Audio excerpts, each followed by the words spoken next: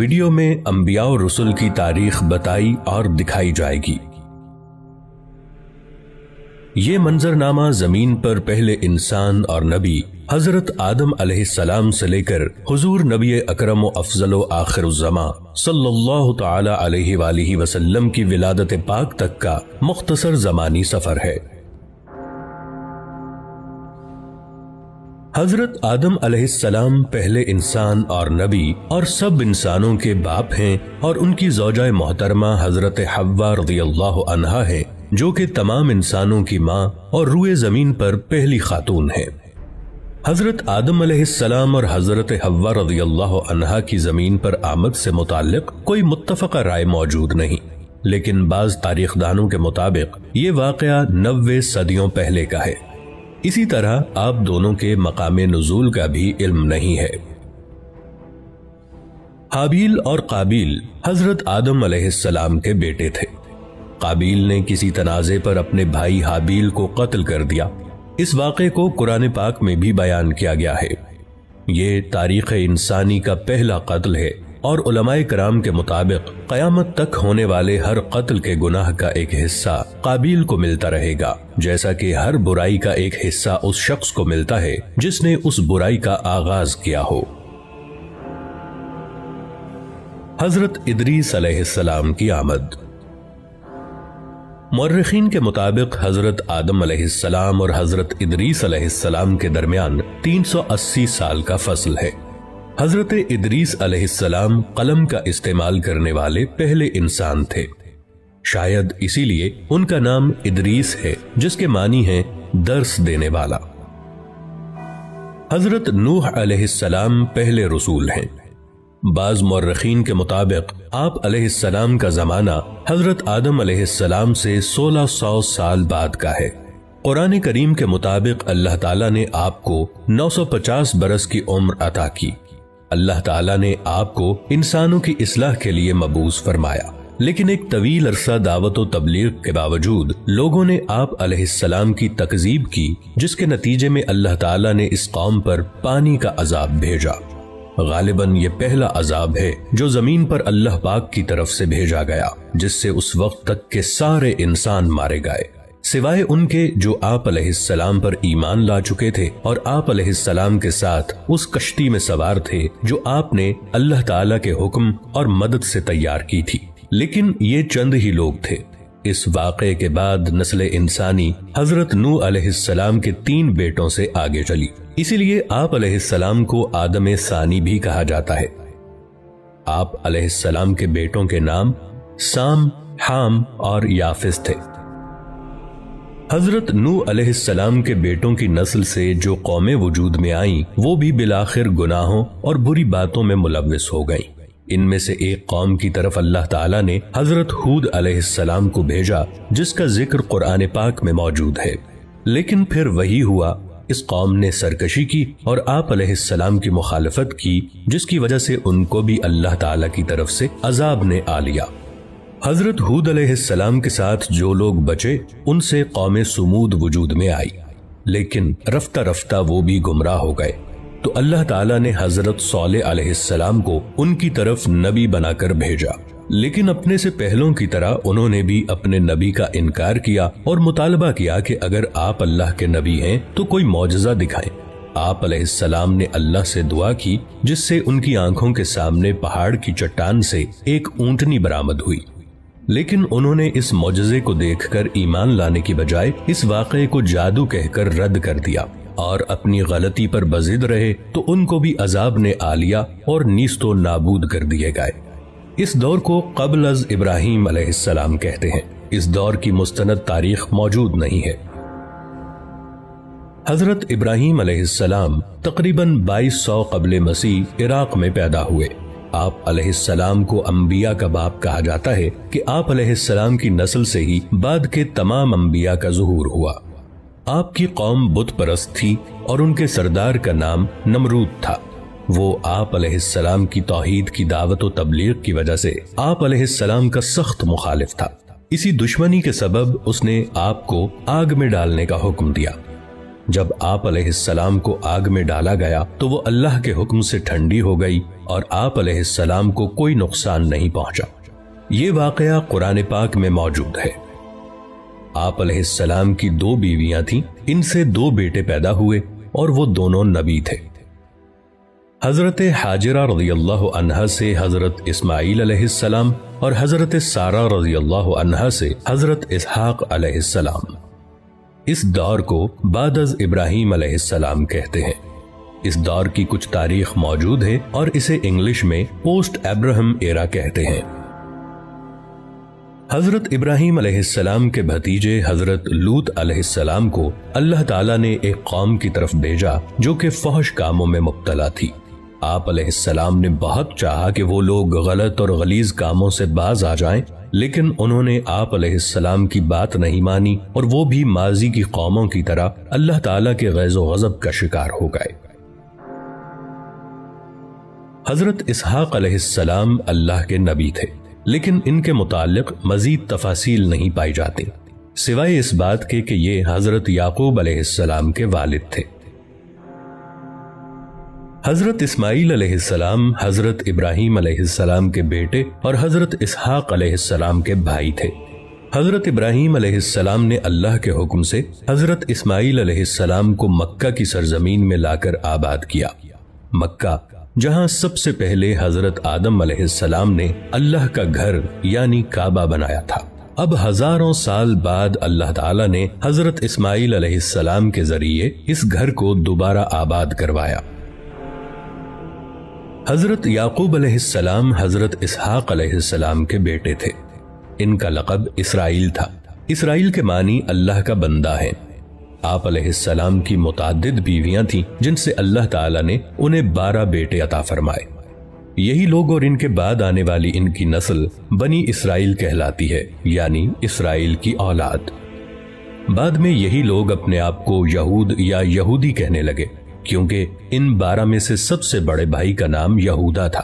یہ لوگ اپنے آبائی ملک عراق سے ہجرت کر کے فلسطین آ گئے تھے۔ انہی میں سے عیسائی بنے جو کہ اپنی نسبت حضرت عیسیٰ علیہ السلام سے منسوب کرتے ہیں۔ انہی لوگوں کو قرآن مجید کی اصطلاح میں اہل کتاب کہا جاتا ہے۔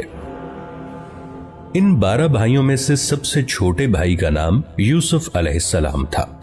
یہ اللہ کے نبی تھے اور بہت حسین و جمیل تھے۔ حضرت یعقوب علیہ السلام حضرت یوسف علیہ السلام سے بہت محبت کرتے تھے۔ یہ چھوٹے بچے سے فطری لگاؤ تھا، لیکن دوسرے بھائیوں کو یہ بات بری لگنے لگی اور وہ حضرت یوسف علیہ السلام سے حسد کرنے لگے۔ اسی حسد اور بغض و عناد نے انہیں اپنے بھائی یوسف علیہ السلام کے قتل پر آمادہ کر دیا، لیکن قتل پر سارے متفق نہ ہوئے، اس لیے انہوں نے یوسف علیہ السلام کو ایک کنویں میں پھینک دیا۔ اس کنویں کے پاس سے کوئی قافلہ جا رہا تھا۔ انہوں نے پانی کے لیے اپنا ڈول کنویں میں ڈالا تو حضرت یوسف علیہ السلام اس ڈول کی رسی کو پکڑ کر باہر آ گئے۔ قافلے والے یوسف علیہ السلام کو کسی کا بھاگا ہوا غلام سمجھ کر اپنے ساتھ مصر لے گئے اور وہاں آپ علیہ السلام کو ایک غلام کی حیثیت سے بیچ دیا۔ آپ کا خریدار حکومت مصر کا ایک اعلیٰ عہدیدار تھا۔ اس نے جلد ہی آپ علیہ السلام کی ذہانت و فطانت کو جانچ لیا اور اپنے محل میں اپنے خادم خاص کی حیثیت سے رکھ لیا۔ آپ علیہ السلام اسی محل میں جوان ہوئے اور اللہ نے آپ کو نبوت عطا فرمائی۔ اس عہدیدار کو عزیز مصر کہا جاتا ہے۔ اس کی بیوی زلیخا نے آپ علیہ السلام پر عصمت دری کا جھوٹا الزام لگا کر آپ علیہ السلام کو جیل بھجوا دیا۔ آپ علیہ السلام نے 7 سال جیل میں گزارے، لیکن جیل میں بھی دوسرے قیدیوں کی تعلیم و تربیت کرتے رہے۔ پھر مصر کے بادشاہ کو ایک خواب آیا تو اس کے مشیر نے کہا کہ وہ ایک شخص کو جانتا ہے جو کہ اس خواب کی صحیح تعبیر بتا سکتا ہے۔ آپ علیہ السلام کو جیل سے محل میں لایا گیا۔ آپ علیہ السلام نے بادشاہ کے خواب کی عقلی اور منطقی تعبیر بتا دی، جس سے وہ بہت متاثر ہوا۔ اس بادشاہ نے آپ علیہ السلام کو اپنا مشیر خاص مقرر کر لیا اور بادشاہ نے آپ علیہ السلام کی تمام داستان سنی اور آپ علیہ السلام کو کہا کہ آپ اپنے سارے خاندان کو فلسطین سے مصر لے آئیں اور یہاں سب امن و سکون سے رہیں۔ آپ علیہ السلام نے اپنے سارے کنبے بشمول والد صاحب حضرت یعقوب علیہ السلام کو اپنے پاس مصر بلوا لیا۔ آپ علیہ السلام کے بھائی اپنے کیے پر بہت نادم ہوئے اور توبہ کی۔ اس طرح بنی اسرائیل فلسطین سے مصر پہنچ گئے۔ قرآن کریم کی سورہ یوسف میں اس واقعے کا تفصیلی ذکر موجود ہے۔ تاریخی اندازوں کے مطابق بنی اسرائیل مصر میں 2 صدیوں تک رہے۔ اس عرصے میں ان 12 بھائیوں کی نسل لاکھوں کی تعداد کو پہنچ گئی، لیکن پھر مصر میں بادشاہت تبدیل ہو گئی۔ نئی حکومت نے ان سے مراد چھین لی اور انہیں اپنا غلام بنا لیا۔ یہ بنی اسرائیل کی قید یعنی کیپٹیوٹی کا دور تھا۔ مصری جو اپنے آپ کو قبطی کہتے تھے، ان سے جبری مزدوری کرواتے اور ان پر بہت ظلم و ستم کرتے۔ حضرت یوسف علیہ السلام کے تقریباً 200 سال کے بعد اللہ تعالیٰ نے ان کو اس قید سے نجات دلوانے کے لیے انہی میں سے حضرت موسیٰ علیہ السلام اور آپ کے بھائی حضرت ہارون علیہ السلام کو نبوت عطا فرمائی کہ وہ اپنی قوم یعنی بنی اسرائیل کو مصریوں کی قید سے آزادی دلوا کر واپس انہیں فلسطین میں لا کر آباد کریں۔ مصر پر فرعون کی حکومت تھی۔ حضرت موسیٰ علیہ السلام نے اسے ایمان کی دعوت دی اور کہا کہ وہ بنی اسرائیل کو آزاد کر دے، لیکن فرعون نے انکار کر دیا۔ اللہ تعالیٰ نے حضرت موسیٰ علیہ السلام کو حکم دیا کہ وہ اپنی قوم کو لے کر فلسطین کی طرف نکلیں۔ آپ علیہ السلام بحکم خداوندی اپنی قوم کو لے کر نکلے تو فرعون نے بھی اپنے لاؤ لشکر کے ساتھ آپ علیہ السلام کا تعاقب کیا۔ سمندر کے کنارے پہنچ کر آپ علیہ السلام نے اللہ سے عرض کی کہ اب کیا کروں؟ اللہ نے حکم دیا کہ اے موسیٰ علیہ السلام اپنا عصا سمندر کے پانی پر ماریں تو سمندر آپ کو خشکی کا راستہ دے گا۔ آپ علیہ السلام نے ایسا ہی کیا تو یکا یک سمندر کا پانی 2 دیواروں کی طرح الگ الگ کھڑا ہو گیا اور آپ علیہ السلام اپنی قوم کو لے کر وہاں سے نکل گئے۔ آپ علیہ السلام کے پیچھے فرعون نے بھی کوشش کی کہ وہ بھی اسی راستے سے آپ علیہ السلام کا تعاقب کرے، لیکن اللہ کے حکم سے سمندر واپس مل گیا اور اس طرح فرعون اور اس کا سارا لشکر غرق ہو گیا۔ یہ حضرت موسیٰ علیہ السلام کا معجزہ ہے جس کا ذکر قرآن پاک میں موجود ہے، اور یہ اتنا بڑا واقعہ بنی اسرائیل کی آنکھوں کے سامنے وقوع پذیر ہوا۔ قرین قیاس بتاتے ہیں کہ سمندر عبور کرنے کا یہ معجزہ بحر احمر کی مشرقی نہر، جسے اب نہر سویز کہا جاتا ہے، میں پیش آیا ہوگا۔ سمندر کے اس پار صحرائے سینا اور اسی صحرا کے ایک کونے میں کوہ طور ہے، جہاں اللہ تعالیٰ نے آپ علیہ السلام کو رسالت و کتاب سے نوازا۔ آپ علیہ السلام کی کتاب کا نام تورات ہے۔ اللہ تعالیٰ نے آپ علیہ السلام کو بنی اسرائیل کی ہدایت و رہنمائی کا حکم دیا اور فرمایا کہ اے موسیٰ علیہ السلام، ہم نے آپ کی قوم کو باقی سب اقوام پر فضیلت دی ہے۔ جب تک یہ اس کتاب یعنی تورات کو مضبوطی سے تھامے رہیں گے، میں ان کو اپنی طرف سے نعمتوں اور رحمتوں سے نوازتا رہوں گا۔ لیکن بنی اسرائیل نے حضرت موسیٰ علیہ السلام کو تنگ کرنا شروع کر دیا۔ یہ لوگ آپ علیہ السلام کی نافرمانی کرتے اور بے ادبی سے پیش آتے اور تورات کی حکم عدولی کرتے۔ حضرت موسیٰ علیہ السلام ان سے بہت ناراض رہنے لگے، لیکن ان کی تمام شرارتوں کے باوجود اللہ نے ان کو بہت سے انعامات سے نوازا۔ ان کے لیے آسمان سے من و سلوہ کی شکل میں طعام یعنی کھانا نازل کیا اور دھوپ سے بچنے کو بادل کا سایہ عطا فرمایا۔ پینے کو پانی کے 12 چشمے عطا فرمائے کہ کسی طور یہ لوگ نیکی کی روش پر قائم رہیں، لیکن نعمتوں اور انعامات کی اس فراوانی سے یہ اور زیادہ باغی اور سرکش ہو گئے۔ پھر حضرت موسیٰ علیہ السلام اور حضرت ہارون علیہ السلام کا انتقال ہو گیا، لیکن اللہ تعالیٰ نے بنی اسرائیل کی ہدایت اور فلاح کا دروازہ بند نہیں کیا، بلکہ ان کے اندر عظیم المرتبت انبیاء کو مبعوث فرمایا، جیسے کہ حضرت داؤد علیہ السلام اور ان کے بیٹے حضرت سلیمان علیہ السلام۔ ان دونوں حضرات کو اللہ تعالیٰ نے عظیم الشان بادشاہت عطا فرمائی کہ تمام جن، چرند، پرند اور ہوائیں ان کے حکم کے تابع کر دی گئی تھیں، اور حضرت داؤد علیہ السلام جب اللہ کی حمد بیان کرتے تو حجر و شجر اور حیوانات حمد باری تعالیٰ پر وجد میں آ جاتے۔ یہ بات بھی قرآن مجید میں بیان کی گئی ہے۔ یہ تقریباً 1400 سال کا دور ہے۔ اس دوران اللہ کریم نے بنی اسرائیل کو بہت سے انبیاء کی صحبت عطا فرمائی۔ کوئی وقت ایسا نہیں گزرا کہ ان کے درمیان کوئی اللہ کا نبی موجود نہ رہا ہو، لیکن ان کی اکثریت فسق و فجور میں ہی مبتلا رہی، اور یہ لوگ اللہ تعالیٰ کی نافرمانیاں کرتے رہے اور اللہ کے انبیاء کو ستاتے رہے، اور کئی نبیوں کو تو انہوں نے قتل کر دیا۔